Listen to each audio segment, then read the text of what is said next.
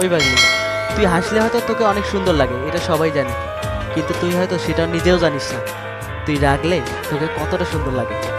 I love you.